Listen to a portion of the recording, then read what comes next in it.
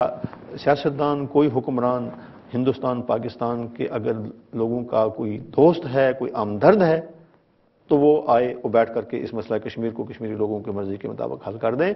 आपके आवाम के बेहतरी का सबसे बेहतरीन तरीका यही है। अदरवाइज क्या होगा कि वहाँ एक तरफ सख्त गिर हुकूमत आएगी, वो सख्त रवैया अपनाएगी, चाहे वो पाकिस्तान में हो या हिंदुस्तान में हो। एक तरफ भी अगर सख्त गिर हुकूमत आ गई, दूसरी तरफ हुकूमत को तो फिर खामखा कुछ ना कुछ करना पड़ेगा। अगर हिंदुस्तान, बिलफल मैं थोड़ा सा ये पीछे चले जाऊं कि अगर हिंदुस्तान एटमी कुव्वत बनने का ये प्रोग्राम न बनाता, अब कश्मीर की वजह से पाकिस्तान अपने आप को वो अंडर थ्रेट समझता है और पाकिस्तान को भी मजबूरन वो एटमी ताकत बनना पड़ गया। वो असला खरीदते हैं हिंदुस्तान वाले, तो पाकिस्तान वालों को रिएक्शनरी तौर पर दोबारा खुद भी असला खरीदना पड़ता है। ये जो है ना विशिष्ट सर्कल, इससे तभी निकल सकेंगे जब आप इस इशू को हल कर सकेंगे। और हल वो उसी वक्त होगा जब आप जो मुतलका लोग हैं, जिन का ये मसला है, बुनियादी जो फरीक हैं इस चीज़ के, हिंदुस्तान पाकिस्तान के अलावा कश्मीरी इसके बुनियादी फरीक हैं, उनकी मर्जी के मुताबिक, और इंडिया पाकिस्तान को भी जो उसमें शामिल हूँ, तो वो हल हो उसका। ये यानी हो ही नहीं सकता कि ये इसका हल न हो और दोनों ममालिक जो हैं वो कोई तरक्की कर सकें। डिप्लोमेसी की ज़ुबान में कहते हैं कि जब कोई डिस्प्यूट जिसका कोई हल ना हो रहा हो तो उसको कुछ अरसे के लिए दोनों मुल्क अगर चाहें तो फ्रीज कर देते हैं, जैसे चाइना और रशिया ने साइबेरिया पे किया। 60 साल में ये नहीं, जो नहीं हल हो रहा हो तो उसको कहते हैं कि फ्रीज करके लेट्स डू द डेवलपमेंट। देखिए, ये क्या ऐसा कोई हल आप समझते होगा? देखिए, अगर ये कोई टेरिटोरियल डिस्प्यूट हो ना, जमीन का तनाजा है, उसको तो आप फ्रीज कर सकते हैं। आप 1 करोड़ 20 लाख आदमी को तो फ्रीजर में नहीं डाल सकते। उन पर रोजाना जुल्म हो रहा है, उन पे तशद्दुद हो रहा है। मैं ये पूछ रहा हूं कि अगर ह्यूमन वायलेशन बंद करके और कहा जाए कि इसको कुछ देर के लिए फ्रीज करते हैं और हम अपने अपने मुल्क को डेवलप करते हैं, क्या ये कश्मीरियों के लिए काबिल कबूल होगा? हम ये कहते हैं कि अगर पहले बैठे तो सही ना, इस पर बात तो करें। नहीं, आपके नजदीक क्या ये बैठ नहीं रहे हैं। बुनियादी मसला ये है कि उसको यानी मुतनाज़ा तस्लीम करना ही जो है वो अब मुश्किल हो रहा है, बिलखसूस इंडिया के लिए। वो उसको अटूटंग कह रहे हैं। अब जब तक हम ये रवैये ना बदलें, उसको हल तलब पहले तो मंजूर करें, उसके बाद लोगों पर जुल्म ख़त्म करें, उसके बाद आप ये कर सकते हैं। मैं तो इस चीज़ का भी हामी हूं, अगर दोनों ममालिक जो हैं वो अपनी मर्जी से कहें ठीक है, कोई तीसरी कुव्वत यूएन नहीं आकर के उसको 20-25 साल के लिए कंट्रोल करे और इसको उस हैसियत से रहने दें और अपने अपने ये मामलात करें, 10-20 साल वो यूएन जो है वो उसको कंट्रोल करे और उसमें लोगों को आज़ादाना तरीके से रियासत के सारे हिस्सों में घूमने फिरने दें और लोगों को मिलने गिलने दें। उसके बाद वहाँ रायशुमारी करा लें, जो उसका लोगों की जो भी राय हो उसका एहतराम किया जाए। यानी फ्रीज करने का तरीका है ना। अब ये तो नहीं हो सकता ना कि आप फौजें भी वही रहें, जुर्म भी वही रहे, सब कुछ रहे हो, आप कहें जिसको फ्रीज कर दें, वो तो नहीं हो सकता ना। अच्छा, एक बैक ट्रैक डिप्लोमेसी हम बड़े सुनते हैं कि इंडिया पाकिस्तान के दरमियान एक बैक ट्रैक डिप्लोमेसी चल रही है। क्या इसमें कश्मीरियों को भी शामिल किया जाता है, या एज ए ब्रिटिश पॉलिटिशियन आपके पास कोई ऐसी इंफॉर्मेशन है कि किसी हल की तरफ ये जा रहे हैं? हमारे साथ कुछ शेयर करना चाहेंगे आप?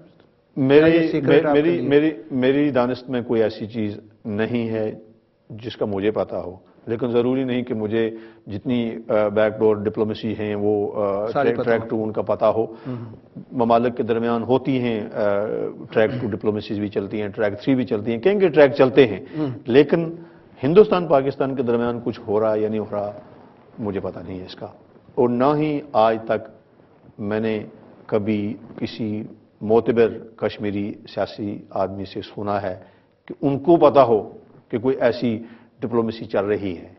अगरचे लोगों का आना जाना थोड़ा बहुत जो है वो लीडर बाहर आते हैं, मिलते हैं एक दूसरे से, या वहाँ कुछ सेमिनार वगैरह होते हैं जिसमें लीडर आर पार के उठते बैठते हैं, लेकिन ये कोई इसको मैं ज़्यादा ये नहीं कह सकता, क्योंकि ये मामला भी अब कुछ सालों से चल रहा है कि Kashmiri leadership either middle asset میں یا یورپ میں آ کر کے ملتی ہے، یا مقبوضہ کشمیر کے اندر ایک دو کانفرنسیں ہوئی ہیں جہاں آزاد کشمیر کے سیاستدان میں نے سنا ہے کہ گئے ہیں، یا اسی طرح آزاد کشمیر کے اندر کچھ ایسی کانفرنسیں ہوئی ہیں جس میں انڈین ہیلتھ کشمیر کے جو سیاستدان ہیں وہ بھی آئے ہیں، لیکن دیٹ از ناٹ ڈپلومیسی. یہ تو آپس میں یعنی ملنا گلنا کشمیریوں کا اچھی بات ہے کہ اگر ہو یہ، لیکن that doesn't go far enough at all. جس ڈپلومیسی کی آپ بات کر رہے ہیں کم از کم مجھے ایسی کسی چیز کا پتہ نہیں ہے کہ وہاں کوئی ایسی چیز ہو رہی ہے کہ جس میں کشمیر کے حل کی طرف کو پیش رفت ہو رہی ہو. آپ ذکر کر رہے تھے کہ شبیر شاہ کا ان کو کوئی 26-27 سال جیل میں رکھا گیا، لیکن دوسری طرف ہم دیکھتے ہیں کہ کچھ کشمیری لیڈر جو ہیں وہ بڑی آزادی سے جاتے ہیں، پوری دنیا میں پھرتے ہیں، ایون پاکستان میں چلے جاتے ہیں. یاسین ملک ہے نا وہ جو ینگ ہیں داڑھی والے، یاسین بھی ینگ ہیں، عمر فاروق بھی ینگ ہیں. عمر فاروق بھی، میر وائز عمر فاروق، عمر فاروق وہ بھی، یہ بھی پاکستان میں آتے جاتے ہیں، یورپ میں بھی ہوتے ہیں، امریکہ میں، ہر جگہ پہ آتے جاتے ہیں. تو کسی حد تک تو آئس بریک ہوئی ہے نا وہاں پہ بھی. نہیں، میں یہ کہہ رہا ہوں کہ کچھ لوگوں کو تو وہ کسی حد تک الاؤ کرتے ہیں. اچھا، لیکن وہ سلیکٹو لوگ ہیں. نہیں، اب کچھ لوگوں کو کسی نہ کسی طریقے سے چلے ایک بار پاسپورٹ مل گیا، وہ ایک بار آنا جانا شروع ہو گیا، ایکسپوز ہو گیا ساری دنیا میں، تو ہندوستان کے لیے ذرا مشکل ہو گیا کہ جو لوگ 1-2-4 بار باہر سے پھر کر آئے ہیں تو ان کو دوبارہ روکنا شاید ان کے لیے آسان ہے یا نہیں آسان ہے، یہ نہیں میں کہہ سکتا. لیکن اگر اکے دکے 2-4 افراد 10 افراد کو چھوڑ کر آپ اگر دیکھیں کہ علی گیلانی صاحب ہیں، ان کو باہر کیوں نہیں آنے دیا جاتا؟ حج کے لیے کیوں نہیں جانے دیتے ان کو؟ اب شبیر شاہ کیوں نہیں باہر جانے دیتے؟ اب یہ ہے کہ کچھ لوگوں سے وہ خوف زدہ ہیں کہ یہ باہر جائیں گے تو یہ اندر کی سٹوری. یہ یاسین سے بھی وہ اسی طرح خائف تھے، یاسین صاحب پر بھی بہت ظلم ہوا ان کے یعنی تشدد کی وجہ سے، تو ان کی باڈی کا ایک حصہ جو ہے وہ بھی متاثر رہا. لیکن یہ ہے کہ وہ ایک وقت میں علاج کے لیے یاسین صاحب باہر نکلے اور تب سے لے کر کے ان کا باہر آنا جانا جو ہے وہ لگا رہا. اور جہاں تک میر وائز صاحب کا تعلق ہے، کیونکہ میر فائز صاحب جو ہیں وہ نہایت ہی نو عمری میں، میرے خیال میں وہ شاید ابھی کچھ 17 برس کے تھے کہ پہلی بار جب ان کو باہر آنے کا اتفاق ہو گیا، اور پھر یہ ہے کہ ایک بار وہ باہر آ گئے تو پھر ان کا آنا جانا جو ہے وہ کافی حد تک لگا رہا. لیکن میں یہ کہہ رہا ہوں کہ آنے جانے سے بھی اگر وہ سارے کشمیریوں سے کہیں جائیں باہر آئیں جائیں، آنے جانے سے مسئلہ حل نہیں ہوتا ہے. وہ سیریسلی بیٹھ کر کے اس کا حل تلاش کرنا ہوتا ہے، اور جو بین الاقوامی وعدے معاہدے جو قراردادیں ہیں ان پر جب تک عمل نہیں ہوگا، ان کے مطابق لوگوں کو حق نہیں دیا جائے گا، آنے جانے سے کیا فرق پڑتا ہے؟ اچھا، میں نے کچھ پرائم منسٹرز اور پریزیڈینشیل لیولز کی جو پریس کانفرنس ہوتی ہیں وہ اٹینڈ کی. فیو فارن منسٹر سے میں ملا ہوں. کس کے؟ انڈیا پاکستان کے دونوں کے. اچھا، وہ یہ کہتے ہیں کہ بس کشمیر کا مسئلہ اب حل ہونے کے بالکل قریب ہے، ہم اس کو بالکل حل کرنے والے ہیں. جب وہ چلے جاتے ہیں، جیسے ہمارے قصوری صاحب گئے تو وہ کہتے ہیں کہ جی اگر تھوڑی دیر میں اور رہ جاتا تو یہ مسئلہ حل ہو جانا تھا. جسونت سنگھ صاحب کا بھی یہی تھا کہ جی یہ مسئلہ تو بس قریب تھا حل ہونے والا اور ہم چلے گئے، ہماری حکومت ختم ہو گئی. آپ دیکھتے ہیں کچھ ایسا کوئی ڈیولپمنٹ ہو جاتی ہے، ہونے والی ہوتی ہے، اور پھر یہ حکومتیں چینج ہو جاتی ہیں یا کوئی اور ایسے فیکٹرز آ جاتے ہیں جو یہ سارے مسئلے کو جیپرٹائز کر دیتے ہیں.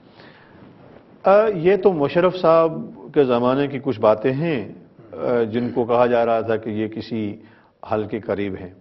اس زمانے میں جب یہ باتیں چلتی تھیں، آزاد کشمیر میں گیا، وہاں کی حکومت کے جتنے چند بڑے بڑے لوگ تھے ان سے پوچھا، انہوں نے کہا بھی ہمیں تو نہیں پتا ہے.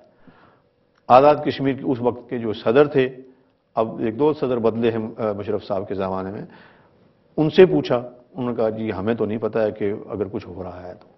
اگر آزاد کشمیر کے صدر کے عہدوں پر فائز، وزیر اعظم کے عہدوں پر فائز لوگوں کو پتہ نہیں تھا کہ کچھ ہو رہا ہے، تو مشرف صاحب کس سے صلاح مشورہ کر کے یہ کر رہے تھے؟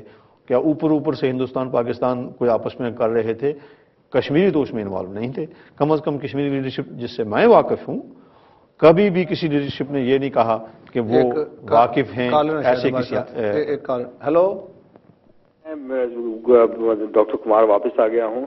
جی ڈاکٹر صاحب، آپ سوال بتا دیجیے کوئکلی، ہمارے پاس ٹائم کم ہے. اور بات افسوس ہے کہ آپ کے جو گیسٹ ہیں یہ اینٹی انڈین آرمی کا پروپیگنڈا